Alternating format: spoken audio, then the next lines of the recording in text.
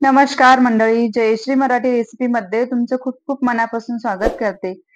सर्वात प्रथम तर तुम्हाला व तुमच्या परिवाराला आषाढी एकादशीच्या खूप खूप शुभेच्छा. आषाढी एकादशी निमित्त छान असा बटाट्याच्या शिऱ्याची रेसिपी मी तुमच्यासोबत शेअर करत आहे. रेसिपी अगदी सोपी आहे, पण थोड्या वेगळ्या पद्धतीने मी आज बटाट्याचा शिरा बनवलेला आहे. त्यामुळे व्हिडिओ हा शेवटपर्यंत बघा. तर जास्त वेळ न करता चला रेसिपीला सुरुवात करूया. तर इथं सर्वात पहिले मी 4 बटाटे घेतले. बटाटे हे शिजवून घेतलेले आहेत. बटाट्याचं पूर्ण साल आपण काढून घेऊया. बटाट्याची इथं पूर्ण साल काढून झालेले आहेत. त्यानंतर एक खिसणी घ्यायची आणि खिसणीच्या सहाय्याने हे पूर्ण बटाटे आपल्याला खिसून घ्यायचे. तुम्ही मॅश करू शकता, पण मॅश केल्याच्याने कुठे कुठे असे गोळे तर राहतात, तर अगदी खिसून घेतल्याच्याने तोंडात टाकताच विरघळते. इतका असा एक सारखा हा आपला शिरा तयार होते.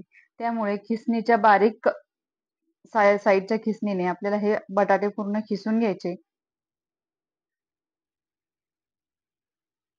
तिथं पूर्ण बटाटे मी इथे खिसून घेत आहे. आपले इथं सर्व बटाटे खिसून झालेले आहे. त्यानंतर एक कढई ठेवायची. कढईमध्ये अर्धी वाटी तूप घेतलेलं आहे मी. अर्धी वाटी तूप आपल्याला मस्त कढईमध्ये टाकून घ्यायचं.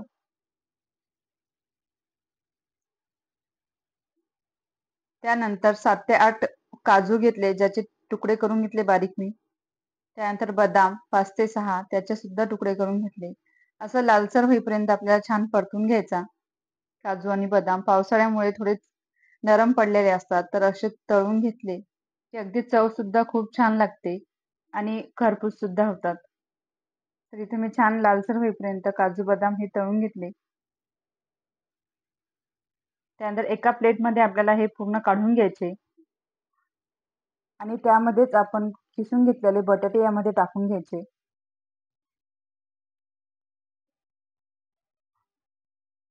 गॅसचा फ्लेम कमी ठेवायचा. तर इथे किसलेले बटाटे पण इथे पूर्ण टाकून घेतले आणि 2 मिनिटं हे बटाट्याचं किस आपल्याला तुपामध्ये छान परतवून घ्यायचा, जेणेकरून टेस्ट अगदी खूप छान येते. थोडं तेल तूप सुटेपर्यंत. तर 2 मिनिटं मी छान इथं परतवून घेतला तुपामध्ये. एक कंटिन्यू आपल्याला चम्मच फिरवत राहायचं, जेणेकरून छान असा बटाट्याचा किस आपला भाजल्या जाते.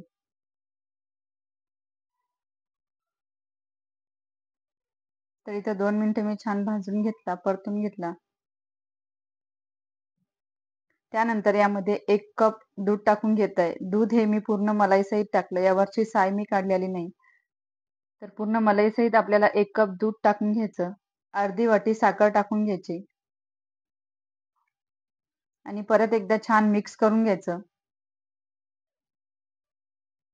एक सारखं मिक्स करून घ्यायचं. कुठेही गुठली आपल्याला यामध्ये ठेवायची नाही. कारण आपण बटाटा खिसून घेतला तर गुठली राहतच नाही. तरी पण आपल्याला छान मिक्स करून घ्यायचं. त्यानंतर थोडंसं केसर टाकत आहे, 1 ते 2 धागे. तुम्हाला तुमच्याकडे जर असेल तरच टाका, नसेल तर नाही टाकले तरी चालते. त्यानंतर किशमिश टाकून घेतले आणि छान मिक्स करून घ्यायचं परत एक वेळेस. आणि हा शिरा आपल्याला मंद आचेवर 5 ते 6 मिनिटं शिजवून घ्यायचा. 1 ते 2 मिनिटानंतर तुम्ही बघू शकता थोडा घट्ट झालेला आहे.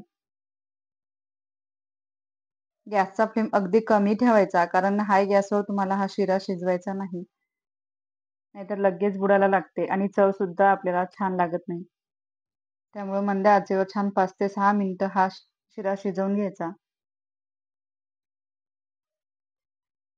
तर इथं 3 ते 4 मिनिटानंतर तुम्ही बघू शकता छान थोडी थिकनेस झालेली आहे. त्यानंतर अर्धा चम्मच परत मी तूप टाकून घेतलं आणि आपण जे काजू बदाम तळून घेतले होते ते यामध्ये टाकून घेतले. परत एकदा छान मिक्स करून घ्यायचं. अर्धा चम्मच विलायची पावडर टाकून घ्यायची आणि 1 मिनिटं परतून घ्यायचं. विलायची पावडर टाकल्यानंतर जास्त वेळ परतायचा नाही. विलायची पावडर टाकल्याच्या तुम्ही जास्त वेळ जर गॅसवर ठेवला तर विलायची पावडरचा स्मेल चालल्या जाते. त्यामुळे जास्त वेळ आपल्याला विलायची पावडर टाकल्यानंतर परतून घ्यायचा नाही. अर्धा मिनिटं परतून घ्यायचा आणि गॅस आता बंद करून घ्यायचा. शिरा आपला छान तयार आहे. बघू शकता अगदी छान असा मऊ लुसलुशीत असा शिरा आपला तयार आहे. तोंडात टाकताच विरघळते, इतका टेस्टी आणि इतका चवीला अप्रतिम झाला होता. तर तुम्ही सुद्धा ही रेसिपी एकदा तरी नक्की ट्राय करा. आषाढी एकादशीला ही रेसिपी तुम्ही एक वेळेस नक्की ट्राय करा. तुम्हाला व तुमच्या परिवाराला खूप आवडेल इतका टेस्टी हा शिरा तयार होते. तर कशी वाटली आजची रेसिपी कमेंटमध्ये कळवायला विसरू नका.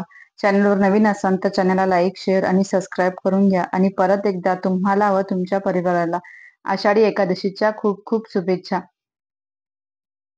रेसिपी जास्तीत जास्त शेअर करा. मित्रमंडळासोबत, नातेवाईकासोबत शेअर करा. भेटते अशाच एक नवीन रेसिपी सोबत. तोपर्यंत श्री स्वामी समर्थ.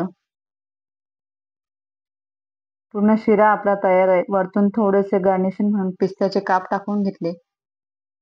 यासोबतच बाकीच्या रेसिपी सुद्धा मी तुमच्यासोबत शेअर केलेल्या आहे. उपासाचे पकोडे, उसळ अशा बऱ्याचशा रेसिपी तुमच्यासोबत शेअर केल्या आहेत. त्याची लिंक डिस्क्रिप्शन बॉक्समध्ये देत आहे. नक्की जाऊन चेक करा.